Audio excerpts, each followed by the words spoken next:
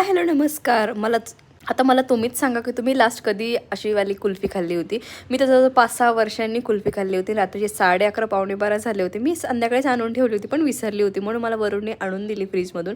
आणि ही पिस्ता कुल्फी आहे ती मी एन्जॉय केली. क्रेविंग झाली होती म्हणून म्हटलं चला एखाद्या दिवशी एखाद्या वर्षामधून काहीतरी खायला काही हरकत नाही. पण माझे बऱ्याच वर्षानंतर मी खाते, त्याची मला खूप भारी वाटतं. कुल्फी खाल्ली की नाही माहीत नाही, पण त्याच्यामुळे थोडंसं वजन आहे ना ग्रॅममध्ये 0.75 दिसत होतं. 48च होतं, पण जे 75 ना हा आकडासुद्धा मला खूप मोठा वाटत होता. म्हणून म्हटलं चला आजपासून आईस्क्रीमसुद्धा बंद. त्याच्यानंतर आहे ना नेलचं मस्त ग्रूमिंग करायला घेतलं. नेल पेंट लावायची होती, नेल पेंट छान लावली. आणि ॲमेझॉनवरून एक पार्सल छानसं असं आम्हाला रिसीव झालं होतं.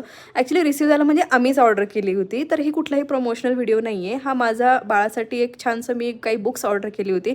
आपण नेहमी आपल्या बाळांसाठी ना इंग्लिश स्टोरीज, इंग्लिश बुक्स असं सगळं मागवत असतो. पण व्हॉट अबाउट लाईक आपली जी संस्कृती आहे, आपले जे देवता आहे त्यांच्या हिस्ट्री त्या बाळांना कोण सांगणार. म्हणून म्हटलं चला आपण बाळांना ना असे काहीतरी छोटे छोटे बुक्स आणूया. तर मी 5 in 1 असे हे बुक्स होते, म्हणजे 5 बुक्स छोटे छोटे मला 200 काहीतरी मिळाले होते.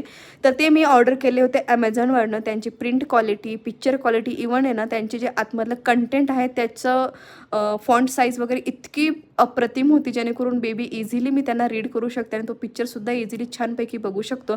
हनुमान, रामायण, कृष्ण असे सगळे बुक्स होते.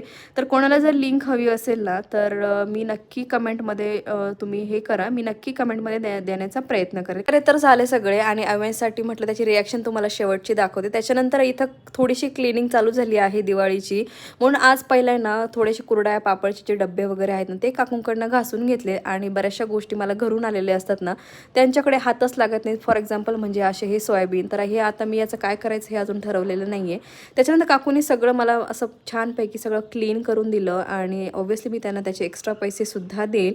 आणि सगळं छान क्लीन करून एक एक गोष्ट आता त्यांना हळूहळू सांगितलेलं आहे. आव्याची रिॲक्शन काय अशी बुक्स बघून अशी होती, खूप मस्त तो इंटरेस्टिंगली बघत होता. असं चलो ब्लॉग इथे एंड करते. बाय, भेटू आपण एका छानशा ब्लॉगमध्ये. Bye bye.